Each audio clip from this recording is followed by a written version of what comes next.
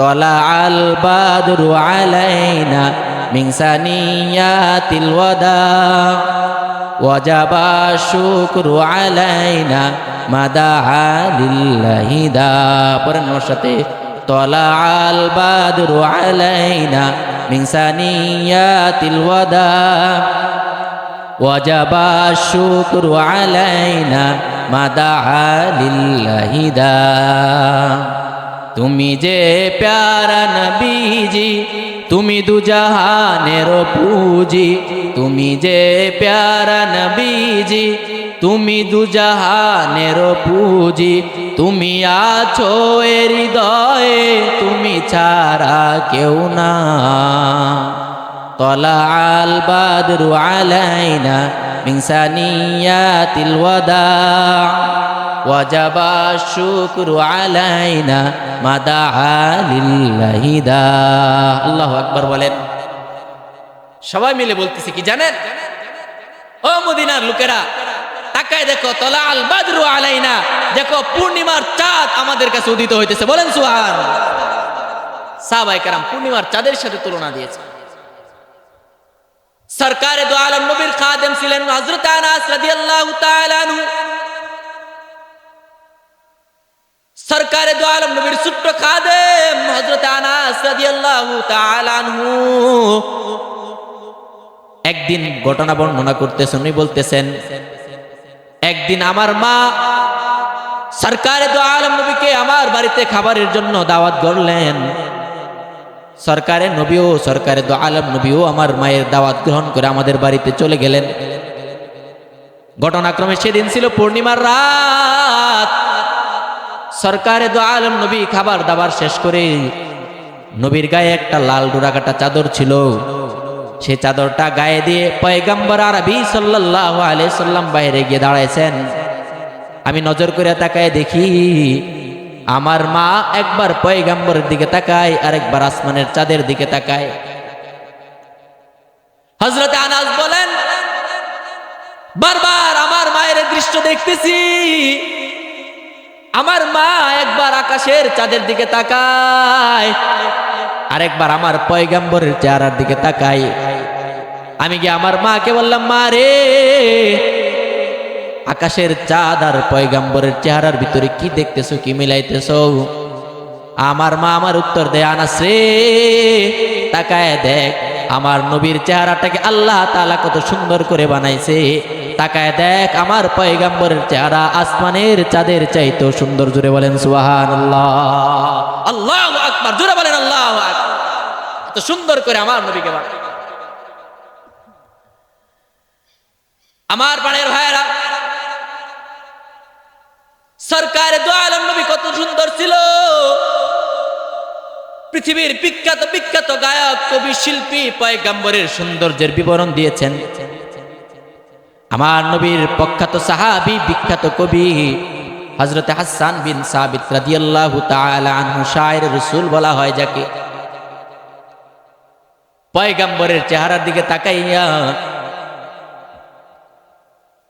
সরকারে দো আলম নবীকে সম্বোধন করে বলতেছেন, ওগো পয়গম্বর, আল্লাহ তাআলা আপনাকে এমন সুন্দর করে বানাইছে, আপনার চাইতে সুন্দর পৃথিবীতে কোনো চোখ কোনোদিন দেখে নাই। জোরে বলেন সুবহানাল্লাহ। হযরতে হাসান বিন সাবিত রাদিয়াল্লাহু তাআলা আনহু বলেন, ওয়া আহসানু মিনকা লাম তারা কাত্তু আইনি, ওয়া আহসানু মিনকা লাম তারা কাত্তু আইনি, ওয়া আজমালু মিনকা লাম তালিদিন নিসাউ, খুলিকতা মুবাররাআম মিন কুল্লি আইবিন কাআন্নাকা ক্বাদ খুলিকতা কামা তাশাউ। হযরতে হাসান বিন সাবিত বলেন, ওগো পয়গম্বর, আল্লাহ তাআলা আপনাকে এত সুন্দর করে বানাইছে। ওয়া আহসানু মিনকা লাম তারা কাত্তু আইনি, আপনার চাইতে সুন্দর আর সুদর্শন পৃথিবীতে কোনো চোখ কোনোদিন দেখে নাই। জোরে বলেন সুবহানাল্লাহ। ইন্নাল হামদালিল্লাহ, আলহামদুলিল্লাহি নাহমাদুহু ওয়া নাস্তাঈনুহু ওয়া নাস্তাগফিরুহু ওয়া নু'মিনু বিহি ওয়া নাতাওয়াক্কালু আলাইহি ونعوذ بالله من شرور أنفسنا ومن سيئات أعمالنا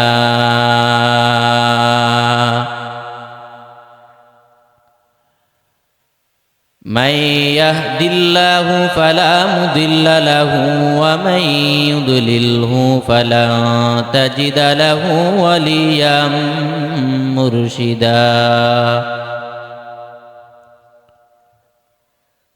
ونشهد أن لا إله إلا الله وحده لا شريك له ونشهد أن سيدنا وسندنا وحبيب ربنا وطبيبنا وطبيب قلوبنا ومولانا محمدا عبده ورسوله صلى الله تعالى على خير خلقه ونور عرشه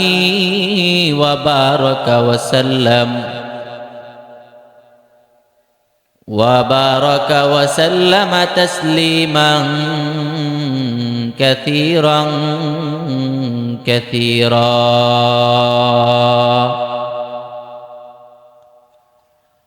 الذي أرسله الله تعالى بالحق بشيرا ونذيرا وداعيا إلى الله بإذنه وسراجا وقمرا منيرا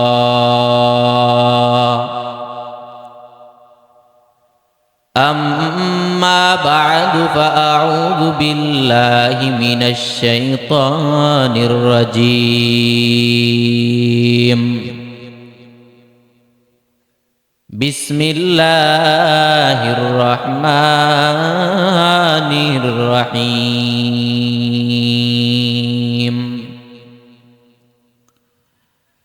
لقد من الله على المؤمنين إذ بعث فيهم رسولا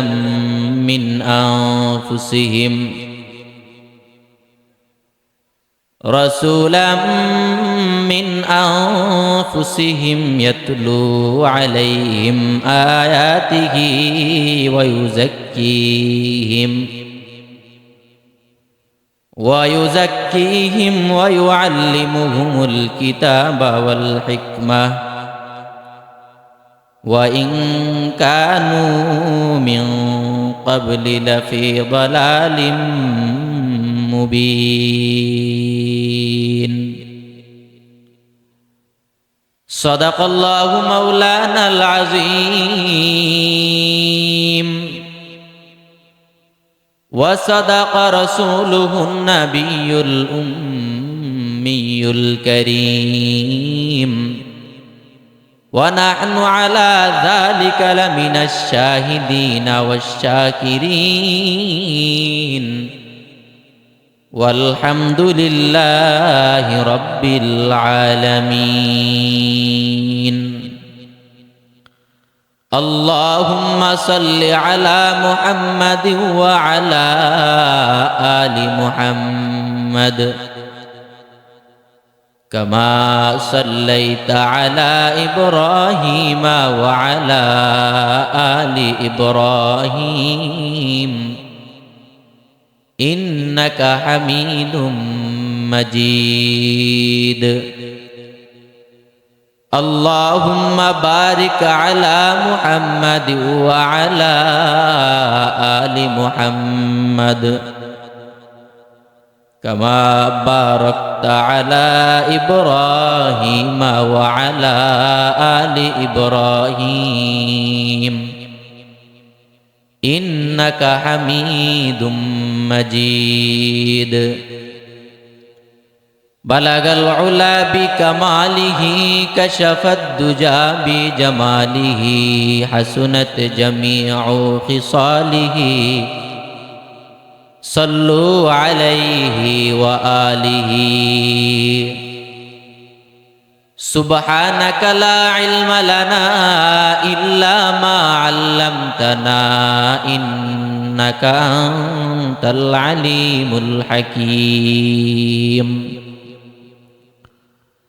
मौला मेरा आका मेरा रहमत का नबी है, मौला मेरा आका मेरा रहमत का नबी है। सरकार मदीना है वमा है अरबी है, सरकार मदीना है वमा है अरबी है। आए तर्क वतन सुन्नत महबूब इलाही, आए तर्क वतन सुन्नत महबूब इलाही। यही नबूवत की सदाकत ये की गवाही, यही नबूवत की सदाकत ये की गवाही।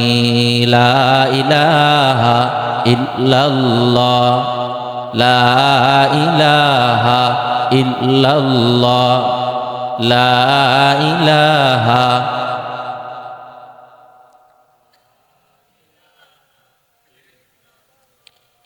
ला इलाहा इल्लल्लाह, ला इलाहा इल्लल्लाह, ला इलाहा। जुरे जुरा आवाजे ला इलाहा इल्लल्लाह, ला इलाहा इल्लल्लाह, ला इलाहा।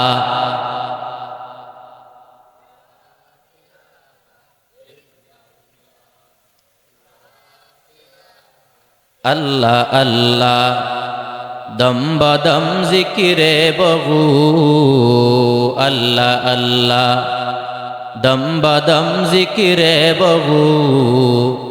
फज़कुरूनी हक़्क़े गू यद यद ऊ, अल्लाह अल्लाह मुँह में नारा जिंदगी।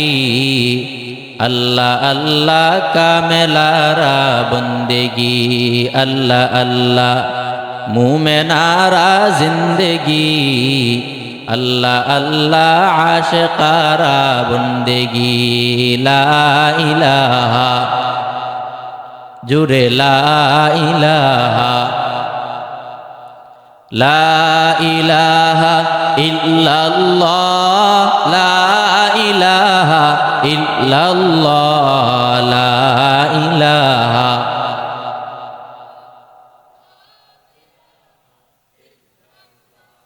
ला इलाहा अल्लाह अल्लाह अल्लाह अल्लाह अल्लाह अल्लाह अल्लाह अल्लाह अल्लाह अल्लाह अल्लाह अल्लाह अल्लाह अल्लाह। जुरे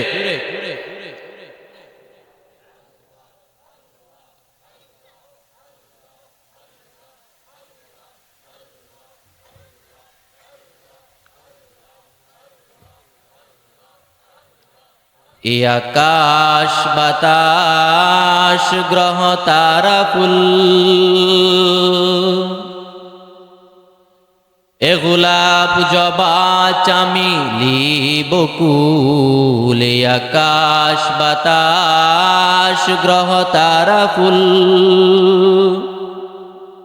এ গোলাপ জবা চামেলি বকুল। সারা দুনিয়ায় হে প্রিয় রসুল, সারা দুনিয়ায় হে প্রিয় রসুল।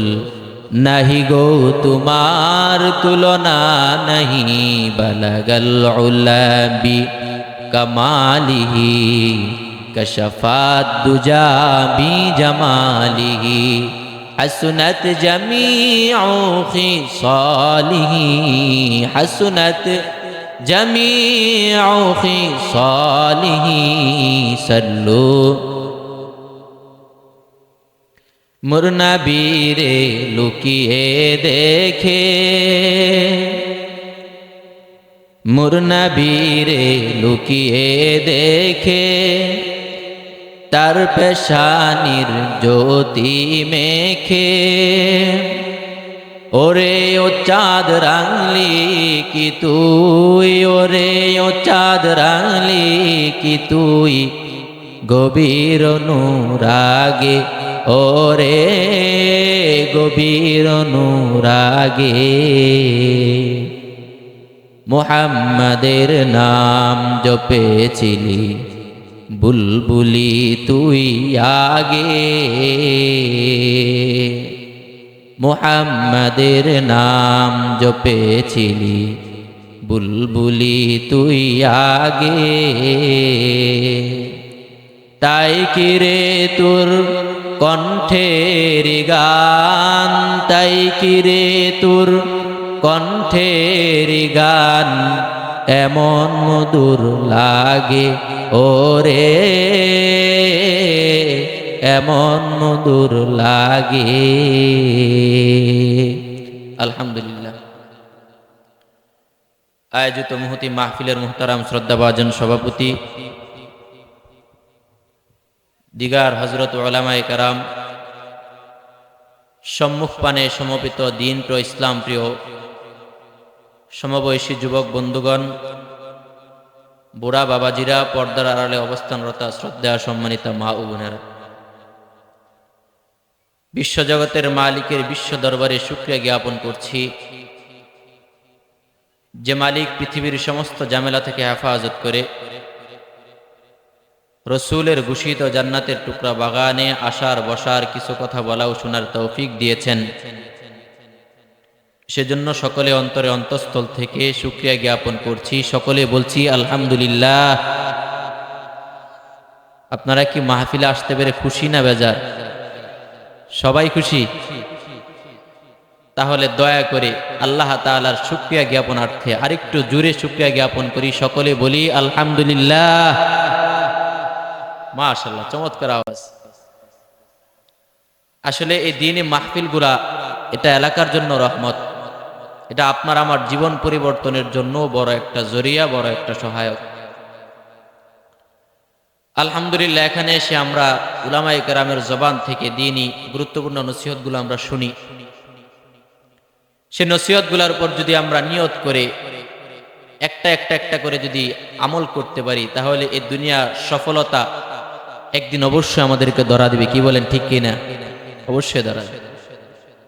এই জন্য যে আলোচকের জবান থেকে আলোচনা শুনি, ইখলাসের নিয়তে শোনা, এই নিয়তে শোনা যেন আল্লাহ তাআলা তৌফিক দিলে যে আমি এটার উপর ইনশাআল্লাহ আমল করব, এই নিয়তেই শোনা। ইনশাআল্লাহ শুনবো তো ইনশাআল্লাহ। আল্লাহ তাআলা যেন আমাকেও এই নিয়তে আলোচনা করার তৌফিক দান করুক। সকলে বলেন আমিন। মুহতারাম হাজিরিন, আমি আপনাদের সামনে কালামে পাকের একটা মশহুর আয়াতে কারিমা তেলাওয়াত করেছি, যে আয়াতে আল্লাহ পাক রব্বুল আলামিন আমাদের উপর যে নিয়ামত দিয়েছেন, আমাদের উপর যে দয়া করেছেন, যে দয়া দেখিয়েছেন, সে দয়ার বিবরণ আল্লাহ তাআলা দিয়েছেন। আল্লাহ তাআলা তো আপনাকে আমাকে হাজারো নিয়ামত দিয়ে, নাজু নিয়ামত দিয়ে আমাদের উপর দয়া করেছেন। ওয়া ইন তাউদ্দু নিয়ামাতাল্লাহি লা তুহসুহা। বান্দা, প্রত্যেকটা নিয়ামত যদি তুমি গণনা করতে শুরু করো, তাহলে তোমার হায়াত ফুরিয়ে যাবে, সময় শেষ হয়ে যাবে। কিন্তু আমি আল্লাহ তাআলা তোমাদেরকে যে সমস্ত নিয়ামত দিয়েছি, এটা গণনা করে শেষ করা সম্ভব? কথা বলেন, শেষ হবে? সম্ভব হবে। এর মধ্যে আল্লাহ তাআলা আপনাকে আমাকে বড় দুইটা নিয়ামত দিয়েছেন। বড় দুই নিয়ামতের একটা নিয়ামত হলো আল্লাহ তাআলা আপনাকে আমাকে দয়া করে কোনো আবেদন ছাড়া আল্লাহ তাআলা আপনাকে আমাকে ঈমানের মতো মহা দৌলত, মহা মূল্যবান এক সম্পদ আপনাকে আমাকে দিয়েছেন। বলেন আলহামদুলিল্লাহ।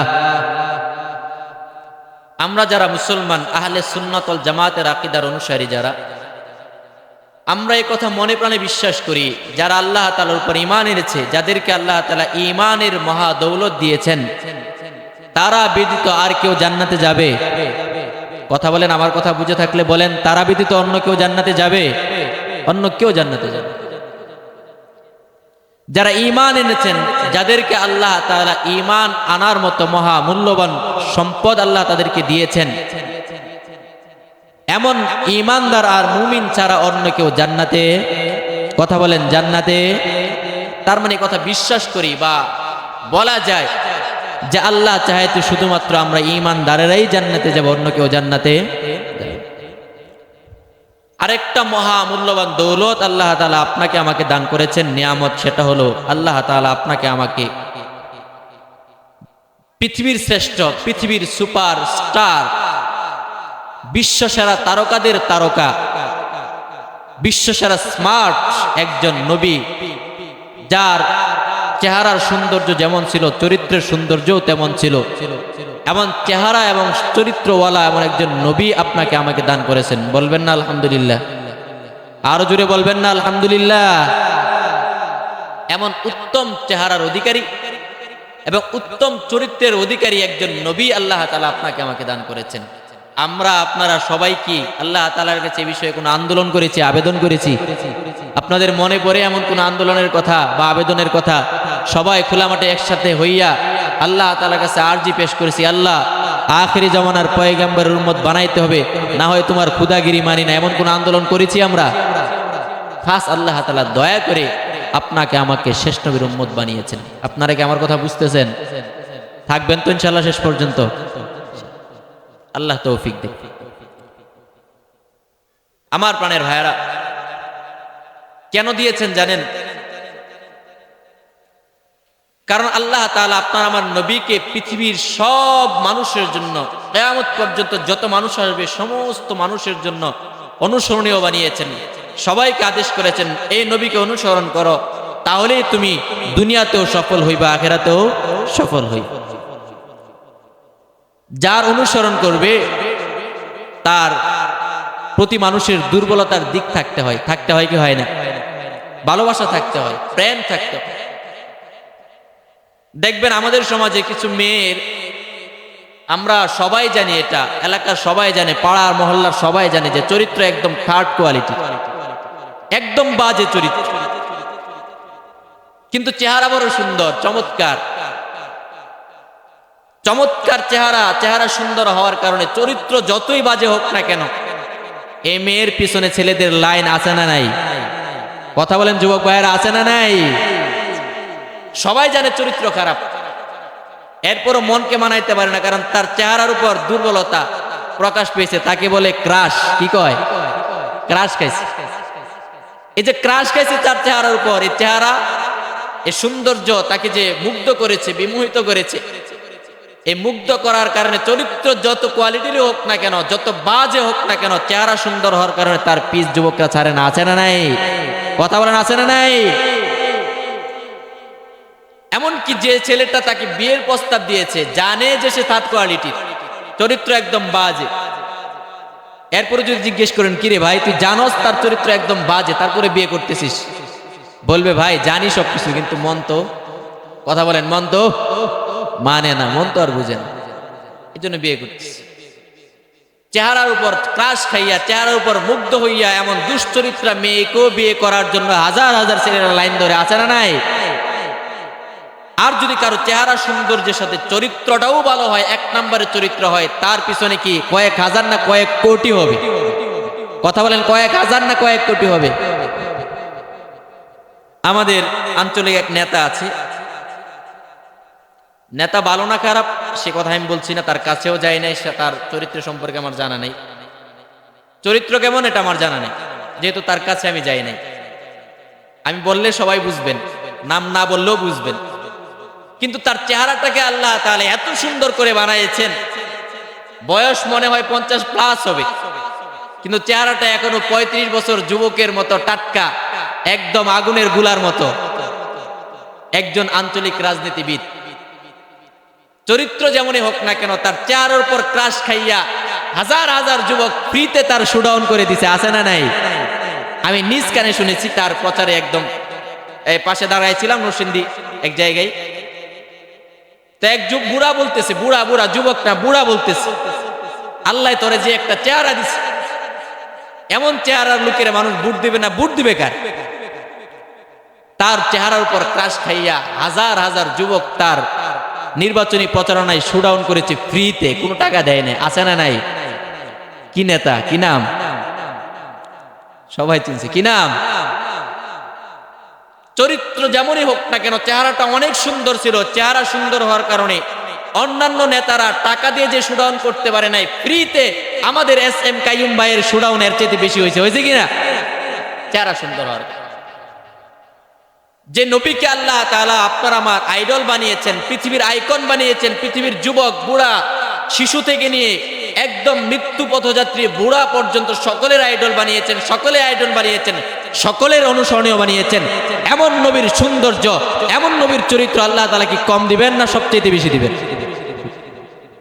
আল্লাহ তাআলা বড় আদর করে অনেক সুন্দর করে তার চেহারাটা বানিয়েছেন, এমন সুন্দর করে বানিয়েছেন যে তার চোখ দিয়েছেন, এর চাইতে শ্রেষ্ঠ চোখ আর হতে পারে না, এর চাইতে সুন্দর চোখ আর হতে পারে না। তার ঠোঁট দিয়েছেন, এমন ঠোঁট মুবারকের চাইতে উত্তম কোন ঠোঁট আর হতে পারে না। তার চুল দিয়েছেন, এমন সুন্দর করে চুল বানিয়েছেন, এর চাইতে সুন্দর চুল আর আল্লাহ তাআলা পৃথিবীতে কাউকে দেয় নাই। প্রত্যেকটা অঙ্গ প্রত্যঙ্গকে আল্লাহ তাআলা আলাদা আলাদা করে সুন্দর করে বানিয়েছেন। বলবেন না সুবহানাল্লাহ? চিল্লায় বলেন সুবহানাল্লাহ। এমন সুন্দর করে বানিয়েছেন। আমার প্রাণের ভাইয়েরা, আপনার আমার নবী সরকার দু আলম নবী সাল্লাল্লাহু আলাইহি ওয়াসাল্লামের চেহারা যেমন সুন্দর ছিল, চরিত্রটাও এমন সুন্দর ছিল। চেহারা কেমন সুন্দর ছিল আলোচনা করে সুযোগ পেলে আল্লাহর নবীর চরিত্র কেমন ছিল সেটাও আপনাদের সামনে শেয়ার করব ইনশাআল্লাহ। আপনার আমার নবীর সৌন্দর্য কত বেশি ছিল, আল্লাহর আপনার আমার নবীর চেহারা কত সুন্দর ছিল। সরকারে দু আলম নবীর মা আমেনা সরকারে দু আলম নবীকে তার গর্ভ থেকে ভূমিষ্ঠ করে যখন কোলে নিলেন, সরকারে দু আলম নবীর মা আমেনা সরকারের দিকে তাকায় রইছে, চোখ আর সরাই না। এলাকার মানুষ সবাই বলতেছে আমেনা, নিজের বাচ্চার দিকে এমন ভাবে কেউ কি তাকায় থাকে নাকি? আমাদের সমাজেও দেখবেন একটা কথা প্রচলন আছে, সন্তানের সৌন্দর্য দিকে কেউ তাকায় থাকলে বলে সন্তানকে খেয়ে ফেলবে নাকি, বলে কি বলে না? কথা বলেন, বলে কি বলে না? এভাবে তাকায় রয়েছে, সন্তান খায় ফেলবি নাকি? আমেনাকেও আরবের লোকেরা বলতেছে আমেনা, নিজের সন্তানের দিকে কি কেউ এমন ভাবে তাকায় থাকে নাকি? সরকার দু আলম নবীর মা আমেনা বলতেছেন, ও আরবের লোকেরা, ও মক্কার লোকেরা, তোমরা কি বলবো আমি জানি না। আমার জিন্দেগিতে কত শিশু বাচ্চাদেরকে আমি কোলে নিয়েছি, তাদের সৌন্দর্য দেখে মুগ্ধ হয়েছি, কিন্তু আমার গর্বে আল্লাহ তাআলা যে শিশু মুহাম্মদকে পাঠাইছে, আমার জন্মের পরে আমার জিন্দেগিতে এমন সুন্দর, এমন সুশ্রী, এমন সুদর্শন শিশু আর জিন্দেগিতে কোনোদিন দেখি নাই। এরপরে সুবহানাল্লাহ নাই?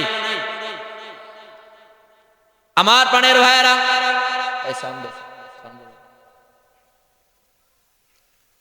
সরকারে দু আলম নবীর দুধমা হালিমাতুস সাদিয়া রাদিয়াল্লাহু তাআলা আনহা, আরবের প্রচলন ছিল দূর দূরান্ত থেকে সরকার, আরবের মানুষ দূর দূরান্ত থেকে মদিনায় আয়েশা, মক্কায় আয়েশা শিশু বাচ্চাদেরকে টাকার বিনিময়ে দুধ পান করাইতো।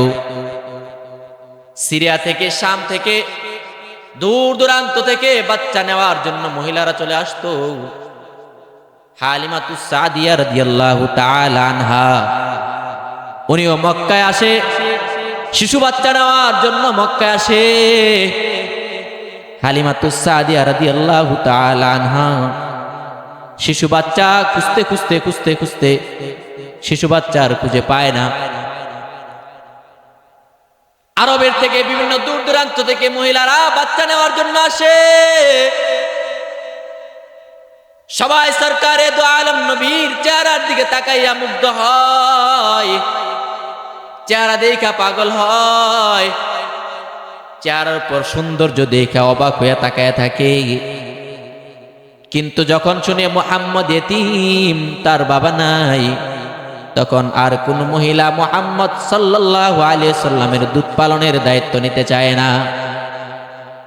কারণ তাদের ধারণা দুধ পান করাবো, বাচ্চাকে দুধ পান করাবো টাকার বিনিময়ে। যদি মুহাম্মদকে দুধ পান করাইয়া টাকাই না পাই, কেন দুধ পান করাবো? তাই সব মহিলারা মুহাম্মদ যখন শুনে এতিম, বাবা নাই, বাবা হারা এমন সন্তানের দায়িত্ব, দুধ পালনের দায়িত্ব আর কেউ নিতে চায় না। ঘটনাক্রমে হালিমাতুস সাদিয়া রাদিয়াল্লাহু তাআলা আনহু কোনো বাচ্চা পায় না। ঘুরতে ঘুরতে সরকারে দো আলম নবীর বাড়ির সামনে গেলেন। গিয়া দেখে আমেনার কুলে সরকারে দো আলম নবী, ফুটফুটে আকাশের টুকরা চাঁদের মতো একটা চেহারা। হালিমাতুস সাদিয়া রাদিয়াল্লাহু তাআলা আনহা স্বামীকে বলে, স্বামী তাকায় দেখো, আকাশের এক টুকরা চাঁদ যেন আমিনার কুলে। স্বামী রে, জিন্দিগিতে কত শিশুর দুধ পান করাইলাম, টাকার বিনিময়ে তো কত শিশুকে দুধ পান করাইলাম। ও স্বামী, তুমি তো সাক্ষী, আমার জিন্দিগিতে যত শিশুকে কুলে নিয়ে দুধ পান করাইলাম, মুহাম্মদের চাইতে এত সুন্দর শিশু আর আমার চোখ কোনোদিন দেখে নাই। স্বামীর জানি টাকা পাবো না, এতিম, জানি তাকে দুধ পান করাইলে কেউ টাকা দিবে না, কিন্তু স্বামী বাচ্চাটাকে আমি রাইখা চলে যাব না, আমি ফ্রিতে টাকা ছাড়া এই বাচ্চাকে দুধ পান করাইবো। আমি আমার কুলে নিয়ে যখন তাকে দুধ পান করাইবো, টাকা না টাকা না, তার চেহারার দিকে তাকাইয়া আমি হালিমা মুগ্ধ হব। জোরে বলেন সুবহানাল্লাহ। আত্মাকে পরিতৃপ্ত করুন। টাকার বিনিময়ে দুধ পান করানোর প্রয়োজন নাই। স্বামী, এ বাচ্চাকে না নিয়ে আমি যাব না। হালিমাতুস সাদিয়া রাদিয়াল্লাহু তাআলা আনহা সরকারে দো আলম নবীকে কুলে নিয়ে চলে গেলেন। এদিকে খাজা আব্দুল মুত্তালিব, সরকারে দো আলম নবীর দাদা খাজা আব্দুল মুত্তালিব বলে, ও আমেনা, ও হালিমাতুস সাদিয়া, শুনো, তোমরা তো মহিলা মানুষ, পৃথিবীর কয়টা রাষ্ট্রেই বা তোমরা সফর করেছো, কোথাও কোথাও গিয়েছো, কোথাও কোথাও যাও নাই। কিছু কিছু শিশু বাচ্চাদেরকে দেখেছো, সব শিশু বাচ্চাদেরকে দেখো নাই। আমি খাজা আব্দুল মুত্তালিবের কাছ থেকে শোনো, পৃথিবীর দূর দূরান্ত ব্যবসার কাজে সফর করতে হয়, ভ্রমণ করতে হয়, অনেক দূর দূরান্তে আমি সফর করেছি। আমি আমার চোখে মিশরের ছোট ছোট শিশু সুন্দর বাচ্চাদেরকে দেখেছি। আমি সিরিয়াতে ব্যবসার উদ্দেশ্যে যাই, সেখানে শিশু শিশু সুন্দর বাচ্চাদেরকেও দেখেছি। যেথায় যেখানে শিশু সুন্দর বাচ্চা দেখি, সেখানেই আমি তাদেরকে কোলে নিয়ে চুমু খাই। আমি পৃথিবীর বহু রাষ্ট্রের ভিতরে ব্যবসার উদ্দেশ্যে সফর করেছি, কিন্তু ও হালিমা, ও আমেনা, শোনো, আমি আমার নাতি মুহাম্মদের চাইতে সুন্দর আর কোন শিশু আমার চোখ কোনোদিন দেখে নাই। বলেন সুবহানাল্লাহ। আমার প্রাণের ভাইয়েরা, আমার নবী কত সুন্দর ছিল, সরকারে দো আলম নবীর কত সুন্দর চেহারা, কত সুন্দর ছিল। এই তো জমিনে থাকা হালিমা, জমিনে থাকা আমেনা, জমিনে থাকা খাজা আব্দুল মুত্তালিব বলেছেন, কিন্তু আল্লাহ তাআলার এক আজীব সৃষ্টি আছে, যে সৃষ্টি আল্লাহ তাআলা পৃথিবীর শুরু থেকে কিয়ামত পর্যন্ত আল্লাহ তাআলা গোটা পৃথিবী ভ্রমণের দায়িত্ব তাকে দিয়েছেন। যে এক আজীব সৃষ্টি, যে দৃষ্টির ডানার ভিতরে আল্লাহ তাআলা অস্বাভাবিক পাওয়ার দিয়ে রেখেছেন, সে চাইলে মুহূর্তের ভিতরে পুরা পৃথিবীর চক্কর লাগাইতে পারে। এমন এক সৃষ্টির নাম হলো হযরতে জিবরিল। কি নাম বলেন? জিবরিল আলাইহিস সালাম। হযরতে জিবরাইল আলাইহিস সালাতু ওয়াস সালাম বলেন, এটা কোনো দুনিয়ার রিপোর্ট না, আমার কাছ থেকে রিপোর্ট শুনো। ক্বালাতু মাশারিকাল আরদি ওয়া মাগারিবাহা ফালাম আরা আজমালা ওয়া আজওয়াদা ওয়া আহসানা মিন মুহাম্মাদির রাসূলিল্লাহ সাল্লাল্লাহু আলাইহি ওয়াসাল্লাম। হযরতে জিবরিল আলাইহিস সালাম বলেন, ও দুনিয়ার লোকেরা, ভালো করে শুনো, আমি পৃথিবীর পূর্ব থেকে পশ্চিম পর্যন্ত, উত্তর থেকে দক্ষিণ পর্যন্ত ভ্রমণ করেছি, কিন্তু আমার পৃথিবীতে এই পর্যন্ত গোটা পৃথিবী যতবার ভ্রমণ করেছি, আমার দৃষ্টিতে মুহাম্মদের চাইতে সুন্দর সুদর্শন পুরুষ আমার চোখে পড়ে নাই। এরপরে সুবহানাল্লাহ নাই? জোরে বলেন সুবহানাল্লাহ। আরে জিব্রিল তো এমন, যে জিব্রাইলকে আল্লাহ তাআলা সৃষ্টি করে জান্নাতকে দেখাইছে, জিব্রিল তো এমন আজব সৃষ্টি, যে জিব্রিল আলাইহিস সালাতু ওয়াস সালাম জান্নাতের হুরও দেখছে। জিব্রিল তো এমন এমন ফেরেশতা, যে পয়গম্বর ইব্রাহিম আলাইহিস সালাতু ওয়াস সালামের পয়গম্বর ইব্রাহিম আলাইহিস সালাতু ওয়াস সালামকে নমরুদের আগুনের ভিতরে হাসতে দেখেছে। জিব্রিল তো এমন ফেরেশতা, আল্লাহ তাআলার আযীম সৃষ্টি, এমন ফেরেশতা যে পয়গম্বর ঈসা আলাইহিস সালাতু ওয়াস সালামকে মায়ের কোলে কথা বলতে দেখেছে।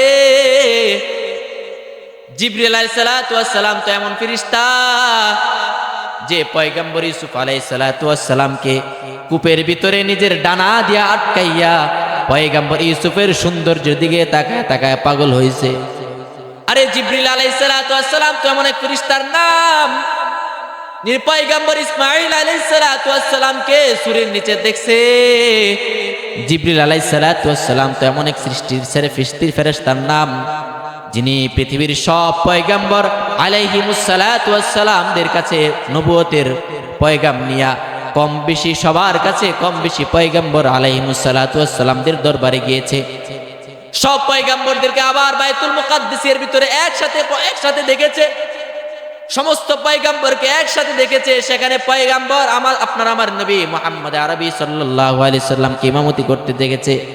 সব নবীকে একসাথে দেখা পয়গম্বর আমার নবী সরকার দু আলম নবীকেও সেখানে দেখা এবার জিব্রিল সবাইকে একটা ঘোষণা দিতেছে, শোনো, পৃথিবীর সব থেকে শুরু থেকে শেষ পর্যন্ত সব দেখেছি, চাঁদ দেখেছি, সূর্য দেখেছি, তারা দেখেছি, গ্রহ নক্ষত্র, আল্লাহ তাআলার সুন্দর সমস্ত সৃষ্টি দেখেছি। সব দেখে আমি জিব্রিল রিপোর্ট করতেছি, আমার চোখে মুহাম্মদের চাইতে আমার চোখ আর কোনোদিন কোনো সুন্দর পুরুষ দেখে নাই। আমার প্রাণের ভাইরা, সরকার দু আলম নবী কত সুন্দর ছিলেন।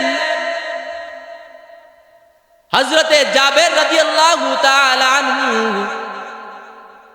বর্ণনা করেন, সরকার দু আলম নবী যখন পূর্ণিমার রাতে আসমানের চাঁদ যখন তার বড় যৌবন নিয়া পূর্ণ আলো নিয়া যখন উদিত হইতো, আর সে আলোর নিচে যখন আমার নবী সরকার দু আলম নবী দাঁড়াইতেন, আমরা সকলে আশ্চর্য হইয়া যাইতাম। আমরা তাকায় দেখতাম সরকারে দু আলম নবীর সৌন্দর্য দেখা আসমানের চাঁদ কেমন যেন লজ্জা পাইতেছে। আল্লাহ। হযরত আবু হুরায়রা রাদিয়াল্লাহু তাআলা আনহু বলেন, আমরা সরকারে দু আলম নবীর চেহারার দিকে তাকাইছি, কান্নাহু কিতাতুম মিনাল কমার, আমাদের চোখে মনে হইতো সরকার দু আলম নবী যখন মনে হয় আসমানের একটা টুকরা, চাঁদের একটা অংশ আল্লাহ তাআলা যেন তার চেহারার ভিতরে জলমলাইতেছেন। আরেক সাহাবী বলেন, কানা তাজরি আশ-শামসু ফি ওয়াজহিহি, যে তার চেহারার ভিতরে আসমানের সৌন্দর্য, আসমানের সূর্যের সৌন্দর্য তার চেহারার ভিতরে ঢেউ খেলতো। জুড়ে বলেন সুবহানাল্লাহ। এত সুন্দর করে আমার নবীকে আল্লাহ তাআলা বানিয়েছে। আমার প্রাণের ভাইরা, সরকারে দু আলম নবী এত বেশি সুন্দর ছিলেন, সাহাবায়ে কেরাম সরকারে দু আলম নবীর সৌন্দর্যকে চাঁদের চাইতেও বেশি মূল্যায়ন করতেন। আমার নবী যখন মক্কার কাফেরদের অত্যাচারে আল্লাহ তাআলার নির্দেশে যখন মক্কা থেকে হিজরত করে মদিনায় চলে গেলেন, মদিনার অদূর থেকে সংবাদ পাঠাইলো, ও মদিনার লোকেরা, তোমাদের ভাগ্য খুলেছে, তোমাদের সৌভাগ্য, পৃথিবীর শ্রেষ্ঠ নবী মুহাম্মদ আরবি সাল্লাল্লাহু আলাইহি সাল্লাম তোমাদের মাঝে আসতেছেন। সংবাদ শোনার সঙ্গে সঙ্গে মদিনার কচিকাঁচা বাচ্চারা আবাল বিদ্যা বনিতা বুড়া সবাই মদিনার বাহিরে গিয়া পয়গম্বরের অপেক্ষায় দাঁড়ায় আছে। এক ইহুদি পয়গম্বরকে দেখার জন্য গাছে উঠছে, খেজুর গাছের আগায় উঠছে। দীর্ঘক্ষণ অপেক্ষা করে হঠাৎ করে তাকায় দেখে মদিনার বাহির থেকে কেমন যেন একটা নূর, একটা আলো, যে আলোটা আকাশের চাঁদের চাইতেও সুন্দর একটা আলো মদিনার দিকে দিয়ে আসতেছে। যখন দেখলেন একটা আলো মদিনার দিকে দিয়ে আসতেছে, গাছের উপর থেকে লাফ দিয়ে নাইমা সে চিল্লান শুরু করে দিছে আর বলতেছে, চিল্লাইতেছে, ও মদিনার লোকেরা, অপেক্ষার পর শেষ হয়েছে, তাকায় দেখো মদিনার নবী মদিনার দিকে আসতেছে। জুড়ে বলেন সুবহানাল্লাহ। সরকারের আগমনে সবাই একসাথে গিয়ে উঠছে। ছোট ছোট কচি কাঁচা বাচ্চারা সবাই পয়গম্বরকে স্বাগত জানায় আগে উঠছে। তলা আল বাদরু আলাইনা মিন সানিয়াতিল ওয়াদা ওয়াজাবা শুকরু আলাইনা মাদাআ লিল্লাহি দা। পরের সাথে তলা আল বাদরু আলাইনা মিন সানিয়াতিল ওয়াদা ওয়াজাবা শুকরু আলাইনা মাদাআ লিল্লাহি দা। তুমি যে প্যারা নবীজি, তুমি দুজাহানের পুঁজি, তুমি যে প্যারা নবীজি, তুমি দুজাহানের পুঁজি, তুমি আছো এ হৃদয়ে, তুমি ছাড়া কেউ না। তলা আল বাদরু আলাইনা মিন সানিয়াতিল ওয়াদা ওয়াজাবা শুকরু আলাইনা মাদাআ লিল্লাহি দা। আল্লাহু আকবার বলেন। সবাই মিলে বলতেছে কি জানেন? ও মদিনার লোকেরা, তাকায় দেখো, তলা আল বাদরু আলাইনা, দেখো পূর্ণিমার চাঁদ আমাদের কাছে উদিত হইতেছে। বলেন সুবহানাল্লাহ। সাহাবায়ে কেরাম পূর্ণিমার চাঁদের সাথে তুলনা দিয়েছে। সরকারে দো আলম নবীর খাদেম ছিলেন হযরত আনাস রাদিয়াল্লাহু তাআলা আনহু। সরকারে দো আলম নবীর ছোট্ট খাদেম হযরত আনাস রাদিয়াল্লাহু তাআলা আনহু একদিন ঘটনা বর্ণনা করতেছেন, উনি বলতেছেন, একদিন আমার মা সরকারে দো আলম নবীকে আমার বাড়িতে খাবারের জন্য দাওয়াত করলেন। সরকারে নবীও, সরকারে দো আলম নবীও আমার মায়ের দাওয়াত গ্রহণ করে আমাদের বাড়িতে চলে গেলেন। ঘটনাক্রমে সেদিন ছিল পূর্ণিমার রাত। সরকারে দো আলম নবী খাবার দাবার শেষ করে, নবীর গায়ে একটা লাল ডোরাকাটা চাদর ছিল, সে চাদরটা গায়ে দিয়ে পয়গম্বর আরবি সাল্লাল্লাহু আলাইহি সাল্লাম বাইরে গিয়ে দাঁড়াইছেন। আমি নজর করে তাকায় দেখি আমার মা একবার পয়গম্বরের দিকে তাকায়, আরেকবার আসমানের চাঁদের দিকে তাকায়। হযরত আনাস বলেন, বারবার আমার মায়ের দৃশ্য দেখতেছি। আমার মা একবার আকাশের চাঁদের দিকে তাকায়, আরেকবার আমার পয়গম্বরের চেহারার দিকে তাকায়। আমি গিয়ে আমার মাকে বললাম, মা রে, আকাশের চাঁদ আর পয়গম্বরের চেহারার ভিতরে কি দেখতেছো, কি মিলাইতেছো? আমার মা আমার উত্তর দেয়, আনাস রে, তাকায় দেখ আমার নবীর চেহারাটাকে আল্লাহ তাআলা কত সুন্দর করে বানাইছে। তাকায় দেখ আমার পয়গম্বরের চেহারা আসমানের চাঁদের চাইতেও সুন্দর। জোরে বলেন সুবহানাল্লাহ। আল্লাহু আকবার। জোরে বলেন আল্লাহু আকবার। এত সুন্দর করে আমার নবীকে বানায়। আমার প্রাণের ভাইয়েরা, সরকারে দো আলম নবী কত সুন্দর ছিল।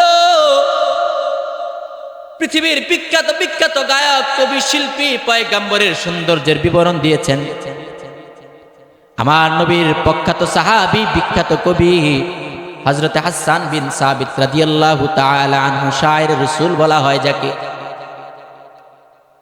পয়গম্বরের চেহারার দিকে তাকাইয়া সরকারে দো আলম নবীকে সম্বোধন করে বলতেছেন, ওগো পয়গম্বর, আল্লাহ তাআলা আপনাকে এমন সুন্দর করে বানাইছে, আপনার চাইতে সুন্দর পৃথিবীতে কোনো চোখ কোনোদিন দেখে নাই। জোরে বলেন সুবহানাল্লাহ। হযরতে হাসান বিন সাবিত রাদিয়াল্লাহু তাআলা আনহু বলেন, ওয়া আহসানু মিনকা লাম তারা কাত্তু আইনি ওয়া আহসানু মিনকা লাম তারা কাত্তু আইনি ওয়া আজমালু মিনকা লাম তালিদিন নিসাউ খুলিকতা মুবাররাআম মিন কুল্লি আইবিন কাআন্নাকা ক্বাদ খুলিকতা কামা তাশাউ। হযরতে হাসান বিন সাবিত বলেন, ওগো পয়গম্বর, আল্লাহ তাআলা আপনাকে এত সুন্দর করে বানাইছে। ওয়া আহসানু মিনকা লাম তারা কাত্তু আইনি, আপনার চাইতে সুন্দর আর সুদর্শন পৃথিবীতে কোন চোখ কোনদিন দেখে নাই। জোরে বলেন সুবহানাল্লাহ। আরে চোখ আপনার চাইতে সুন্দর সুদর্শন কাউকে দেখবে কোথা থেকে? আপনার চাইতে সুন্দর সুদর্শন পুরুষকে কোন মা কোনদিন পৃথিবীতে আর জন্মই দেয় না। বলেন সুবহানাল্লাহ। ওয়া আজমালু মিনকা লাম তালিদিন নিসা, আল্লাহ তাআলা আপনাকে এত সুন্দর করে বানাইছে, আপনার চাইতে সুন্দর আর কোনদিন কোন মা ভূমিষ্ঠ করে নাই। জোরে বলেন সুবহানাল্লাহ। কেমন সুন্দর! কয় খুলিকতা মুবাররাআম মিন কুল্লি আইবিন, আল্লাহ তাআলা আপনাকে সমস্ত ত্রুটি মুক্ত করে দোষমুক্ত করে সৃষ্টি করেছেন। কেমন যেন আপনি যেমনটি চেয়েছেন এমন সুন্দর করে আল্লাহ তাআলা আপনাকে দুনিয়াতে সুন্দর করে পাঠাইছেন। বলেন সুবহানাল্লাহ। আল্লাহ। আরেক কবি তো পাগল হয়ে গেছে, হয়রান হয়ে গেছে, পাগল হয়ে কবিতা লিখতেছে, ইয়া সাহিবাল জামাল,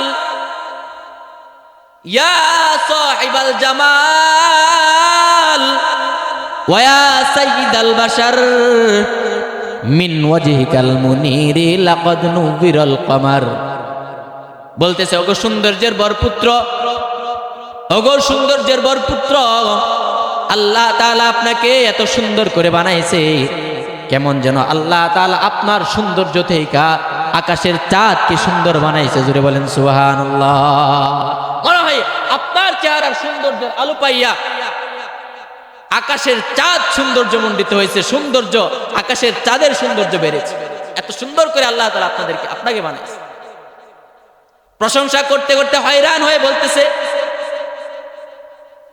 লা ইয়ানবাগিস সানাউ কামা কানা হাক্কুহু, আল্লাহ তাআলা আপনাকে এত সুন্দর করে বানাইছে, আমরা পৃথিবীর সব মানুষ যদি একত্র হইয়া আপনার সৌন্দর্যের বিবরণ দিতে থাকি, প্রশংসা করতে থাকি, তারপরও আপনার সৌন্দর্যের প্রশংসা আদায় করে শেষ হবে না। বাদাস খুদা, বাদাস খুদা বুজুর্গ তুই কিসসা মুখতাসার, বাস আল্লাহ তাআলা আপনাকে এত সুন্দর করে বানাইছে, এত উত্তম চরিত্র দিয়ে বানাইছে, আল্লাহ তাআলার পরে আপনার স্থান পৃথিবীর সব মানুষের ঊর্ধ্বে, বাস এটাই শেষ কথা। জোরে বলেন সুবহানাল্লাহ। আমার প্রাণের ভাইয়েরা, তো বললাম আল্লাহর নবীর চেহারা কত সুন্দর ছিল, যে নবীকে পৃথিবীর সব মানুষের জন্য অনুসরণীয় করে বানাইছেন।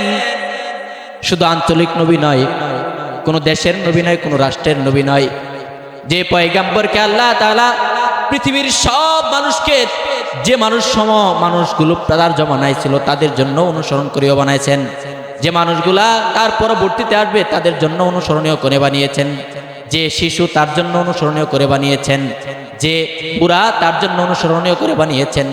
কোন যুবক যদি পয়গম্বরের আদর্শবান হতে চায়, যুবকের জন্য পয়গম্বরের জীবনীতে তার আদর্শ রয়েছে, তার মানে যুবকের জন্য পয়গম্বরকে অনুসরণীয় করে বানিয়েছেন এমন পয়গম্বর, যাকে পৃথিবীর সব মানুষের জন্য রহমত করে বানাইছেন। এমন সুন্দর নবীর শুধুমাত্র চেহারা সুন্দর ছিল না, তার চেহারাও সুন্দর ছিল, কথাও সুন্দর ছিল, তার চেহার চরিত্রটাও পৃথিবীর সবচেয়ে শ্রেষ্ঠ সুন্দর ছিলেন। জোরে বলেন সুবহানাল্লাহ। তার চেহারা যেমন সুন্দর ছিল, কথা যেমন সুন্দর ছিল, তার চরিত্র পৃথিবীর শ্রেষ্ঠ চরিত্র ছিল। আমার প্রাণের ভাইয়েরা, আপনার আমার নবীর চেহারা যেমন সুন্দর, তার কথাও তেমন সুন্দর ছিল। আরবের ভিতরে একজন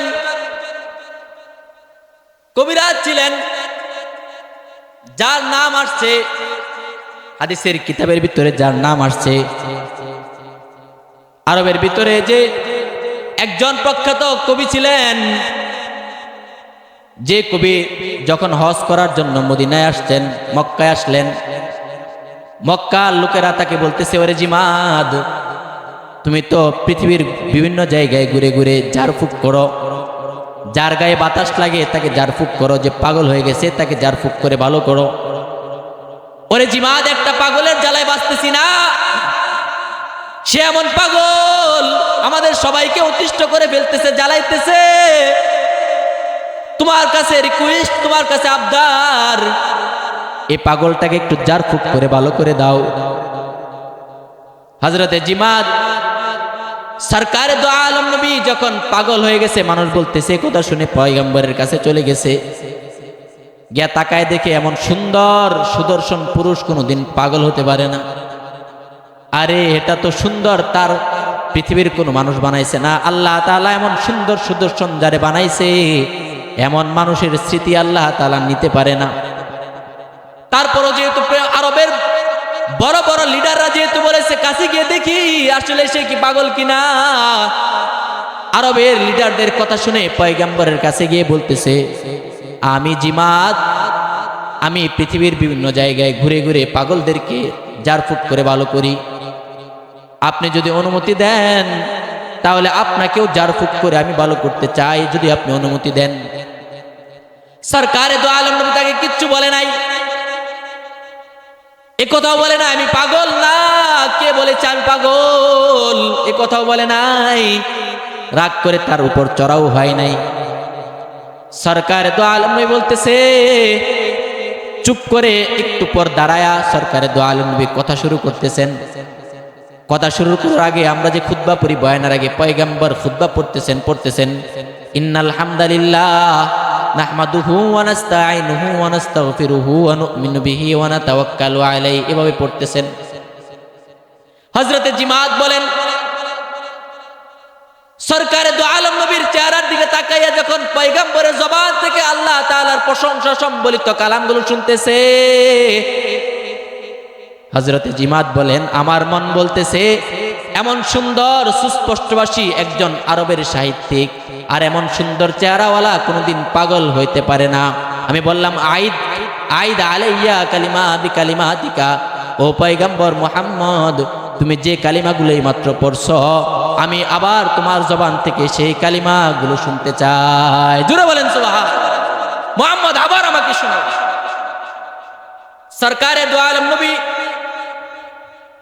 জিমাদকে আবার কালিমাগুলো শোনাইতেছে, পড়তেছে, ইন্নাল হামদালিল্লাহ নাহমাদুহু ওয়া নাস্তাঈনুহু ওয়া নাস্তাগফিরুহু ওয়া নু'মিনু বিহি ওয়া নাতাওয়াক্কালু আলাইহি বলতেছে। হযরতে জিমাদ বলেন, লাকাদ সামি'তু কাওলাল কাহানাতি ওয়া কাওলাস সাহারাতি ওয়া কাওলাশ শুআরা। আমার জীবনে আমি পৃথিবীতে আসার পরে অনেক জাদুকরের কথা শুনেছি, অনেক কবির কথা শুনেছি, অনেক পাগলের কথাও শুনেছি। ফামা সামি'তু মিসলা কালিমাতিকা হাউলা, কিন্তু মুহাম্মদ, তুমি এই মুহূর্তে আমাকে যে কালিমাগুলো শোনাইছো, এর চাইতে সুন্দর কালিমার কোনদিন আমি শুনি নাই। আল্লাহু আকবার। হাতিয়া দেখা, হাতটা বাড়ায় দাও, তোমার হাতে হাত রাখা এই মুহূর্তে কালিমা পড়ে ইসলাম গ্রহণ করতে চাই। বলেন সুবহানাল্লাহ। আমার প্রাণের ভাইয়েরা, আমার নবীর কথা কত সুন্দর ছিল। নবীর কথার উপর পাগল হইয়া জিমাদ নামক জাদুকরও পয়গম্বরের হাতে হাত রাখা কালিমা পয়রা মুসলমান হয়ে গেছে। শুধু তাই নয়, পয়গম্বরের চেহারার উপর তাকাইয়া, সরকার দো আলম নবীর চেহারার উপর তাকাইয়া হাজার হাজার যুবক নিজের কলিজাটা কাইটা পয়গম্বর হাতে দেওয়ার জন্য রেডি হয়ে গেছে। বলেন সুবহানাল্লাহ। আল্লাহ। আমার প্রাণের ভাইরা, শুধু চেহারার কথা সুন্দর ছিলেন না, আপনার আমার নবী পয়গম্বর সরকার দো আলম নবীর চরিত্রটাও বড় সুন্দর ছিল। যে পয়গম্বরের চরিত্রের ব্যাপারে সার্টিফিকেট দিয়া পৃথিবীর কোনো মানুষ নয়, বরং পয়গম্বরের স্রষ্টা, সৃষ্টিকর্তা, আপনার আমার নবী সরকারে দো আলম নবীর সৃষ্টিকর্তা, গোটা জাহানের সৃষ্টিকর্তা, আপনার আমার স্রষ্টা আল্লাহ তাআলা বলেন, ওয়া ইন্নাকা লাআলা খুলুকিন আযীম। আল্লাহু আকবার। বলতেছে, নবী, আপনাকে আমি নরমাল কোন চরিত্র করে বানাই নাই, চরিত্র দিয়ে পাঠাই নাই। আপনাকে আমি হাসান চরিত্র দেই নাই, কারিম চরিত্র দেই নাই, আপনাকে আমি দিয়েছি সুমহান চরিত্র, পৃথিবীর শ্রেষ্ঠ চরিত্র, যে চরিত্র আপনার পূর্বে কাউকে দেওয়া হয় নাই, এমন শ্রেষ্ঠ চরিত্র দিয়ে আপনাকে পাঠাইছি। বলবেন না আল্লাহু আকবার। এমন সুন্দর চরিত্র ছিল। আমার প্রাণের ভাইয়েরা, আমার নবীর চরিত্র কত সুন্দর ছিল, আদর্শ কত সুন্দর ছিল, বিবরণ দিয়ে আপনাদের কাছ থেকে বিদায়ের পালা। সরকারে দো আলম নবীর চরিত্রের ব্যাপারে আল্লাহ তাআলা আজিম বলেছেন, মহান বলেছেন। আজিম কি? আল্লাহ তাআলার সম্মানিত কালাম, যে কালাম আল্লাহর জবান থেকে বের হয়েছে, সে কালামের ব্যাপারে বলেছেন আজিম। কোরআনের ব্যাপারে কি বলছেন? কথা বলেন, কি বলেছেন? আজিম বলেছেন। আল্লাহ তাআলা সুমহান আকাশকে সৃষ্টি করেছেন, সুমহান আকাশের ব্যাপারে বলেছেন আজিম। আল্লাহ তাআলা পৃথিবীর চাইতে 14 লক্ষ গুণ বড়, তার আল্লাহ তাআলা পৃথিবীর চাইতে 14 লক্ষ গুণ বড় সূর্য সৃষ্টি করেছেন, সে সূর্যের ব্যাপারে বলেছেন আজিম। আল্লাহ তাআলা চাঁদের ব্যাপারে বলেছেন আজিম। আল্লাহ তাআলা পৃথিবীর চাইতে বড় বড় সমস্ত আশ্চর্যান্বিত সমস্ত সৃষ্টির ব্যাপারে বলেছেন আজিম। সে আজিম শব্দটা আল্লাহ তাআলা তার জবান দিয়া আপনার আমার নবীর চরিত্রের ব্যাপারে বলেছেন। বলেন সুবহানাল্লাহ। সে চরিত্রটা কত সুন্দর, কত সুন্দর হবে সেই চরিত্র।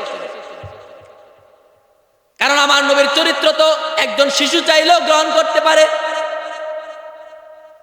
কারণ শিশুকালেও নবীর চরিত্র ছিল শ্রেষ্ঠ চরিত্র। আমার নবীর চরিত্র শিশুকালেও সুন্দর ছিল।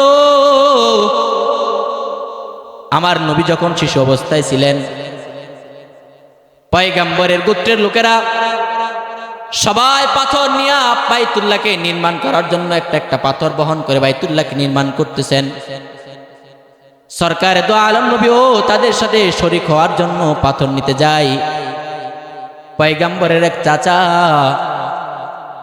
পয়গম্বরকে বলতেছে, ভাতিজারে, তোমার মনে হয় এই লুঙ্গিটা পরে পাথর টানতে কষ্ট হইতেছে, লুঙ্গিটা একটু খুলে মাথায় নিয়ে তারপরে পাথর টানো। আমার নবীর লুঙ্গিতে টান দেওয়ার সঙ্গে সঙ্গে পয়গম্বর বেহুশ হইয়া মাটিতে পড়ে গেছেন। বলেন সুবহানাল্লাহ। শিশু ছিল, ছোট্ট বালেগ না, শিশু। এরপরও পয়গম্বর সতর খোলা থাকবে এটা সহ্য করতে পারে নাই। আর আজকালকার যুবকেরা বালেগ, শুধু বালেগ না, বিয়ের উপযুক্ত হয়ে গেছে, 24-25 বছর, এরপরও 3 কোয়ার্টার পরে হাঁটুর উপরে হাফ প্যান্ট যে পরে হাঁটুর উপরে থাকে, আছে না নাই? আরে কথা বলেন, আছে না নাই? এটা কি কোনো লজ্জাশীল পুরুষের কাজ? লজ্জাশীল কোনো ছেলের কাজ? এটা নির্লজ্জ, এটা বেহায়া। সতরকে আল্লাহ তাআলা ঢেকে রাখতে বলেছেন, এটা সৌন্দর্য। আর সেই সতরগুলো খুইলা খুইলা মানুষের সামনে হাঁটতেছে, লজ্জাও নাই। কেউ দেখতেছে, বড় ছোট আলেম সম্মানিত ব্যক্তি, তারা দেখবে, লজ্জা পাবে, তোয়াক্কাও তাদের ভিতরে নেই। আল্লাহ তাআলা আমাদেরকে হেফাজত করুক, বলেন আমিন। কিন্তু সরকারের চরিত্র কত সুন্দর ছিল, শিশু অবস্থায় তার সতরটা খুলে যাবে কথার কল্পনা করতে বেহুশ হয়ে পড়ে গেছে। আমার প্রাণের ভাইয়েরা, তাই কোন শিশু যদি চিন্তা করে আমি সরকারে দো আলম নবীর আদর্শবান হব, শিশু মুহাম্মদের চরিত্র অনুসরণ করে সে শ্রেষ্ঠ শিশু হতে পারবে। কোন যুবক যদি চিন্তা করে সরকারে দো আলম নবীর আদর্শবান হবে, তাহলে নবীর চরিত্র গ্রহণ করে পৃথিবীর শ্রেষ্ঠ যুবক সেও হতে পারবে। আমার প্রাণের ভাইয়েরা, কোন স্বামী যদি চিন্তা করে আমি পৃথিবীর শ্রেষ্ঠ স্বামী হব, তাহলে স্বামী উম্মাহাতুল মুসলিমিন, উম্মাহাতুল মুমিনিন, মুসলিমদের মা, মুমিনদের মা, আম্মাজান আয়েশা, আম্মাজান খাদিজা রাদিয়াল্লাহু আনহার স্বামী মুহাম্মদ আরবি সাল্লাল্লাহু আলাইহি সাল্লামের স্বামীর অনুসরণ যেন করে। যদি স্বামী মুহাম্মদের অনুসরণ কেউ করে, তাহলে পৃথিবীর শ্রেষ্ঠ স্বামীদের খাতায় তার নামটা উঠাই দিবে। বলেন সুবহানাল্লাহ। আমার প্রাণের ভাইয়েরা, আমার নবী শুধু স্বামীদের আদর্শ না, স্ত্রীদের জন্য আদর্শ।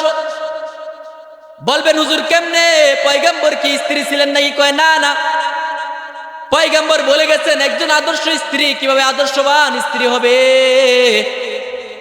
একজন আদর্শবান স্ত্রী কিভাবে তার নামটা আদর্শবান স্ত্রীদের খাতায় উঠাইতে পারবে বলে গেছেন। তাই কোন আদর্শবান স্ত্রী যদি পয়গম্বরের কথার অনুসরণ করে শ্রেষ্ঠ হতে চায়, তার জন্য আদর্শবান স্ত্রী হওয়ার সুযোগ আছে না নাই? কথা বলেন, আছে না নাই?